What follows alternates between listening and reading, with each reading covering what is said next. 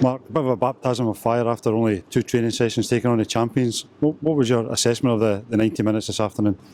Well, it was actually 3 training sessions, but I think that it was the proverbial game of 2 halves. First half, the instructions, the shape that we wanted to play, didn't quite work. Louis Lang sat deeper, didn't play against Seaman directly, which made it different for Grimshaw and Pearson and the rest of us in front of that. So until we sorted that out, we were finding it very difficult to get a message onto the pitch, trying to explain to them exactly what we're trying to do.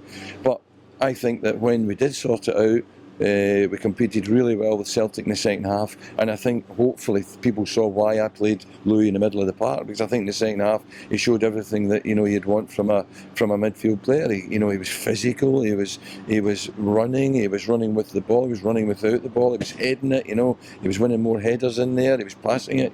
I was delighted with him and for him in his second half performance. Yeah, a couple of other big omissions on Scott McDonald and Lionel Ainsworth on the bench. I guess that's based on what you've seen over the first couple of days you've been here.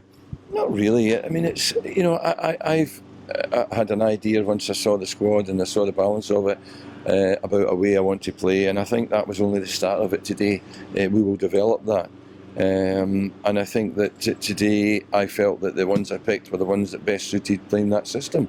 We've brought on Scott, we've brought on young Dom, which was hugely encouraging seeing him, and the way he can play on his feet, was terrific.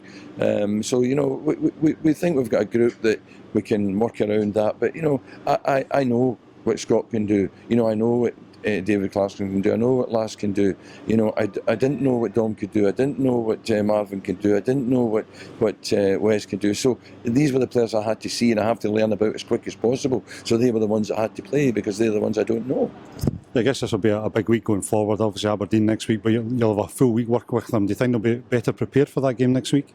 I think they were well prepared today. I think it was all right. We've only lost 1-0 against the reigning champions, and I think that the second half in particular was better than half decent. I think this week we've just said we had 3 training sessions. This week will be different. We'll train twice on Monday, Tuesday, Wednesday, Thursday, travel on Friday up to Aberdeen, maybe do a little bit up there, do a little bit Saturday morning. So we'll have a lot more time to do a lot more work. So you would expect to see an impression of that in the Aberdeen game, with the combination also of what we've learned today and what we can take out today. Obviously it's the first time you've really worked with the squad, and they're in, maybe in your view, in my view, a false position at the moment. Do you think there's enough here to push up the table? Well, I think there's a lot of work to do. I think there was a lot of aspects of it that were positive today, and I think in particular the work ethic was terrific.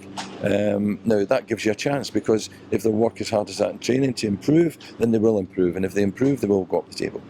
Yeah, that's one of the things you can take out of this afternoon, because Motherwell teams in the past have collapsed and they've gone to go behind us early against Celtic, so you must have been pleased that they hung in there and kept the game alive right till the closing stages. Yeah, and also we've got to say that that I felt that the goal was a result of the imbalance that was caused by the way that we were set up, and had we got that right from the very beginning, then maybe we wouldn't have lost the game. We might have avoided that goal. Now we will take that knowledge into next week, and hopefully next week it'll be even harder for Aberdeen to get that first goal. Thanks very much, Mark.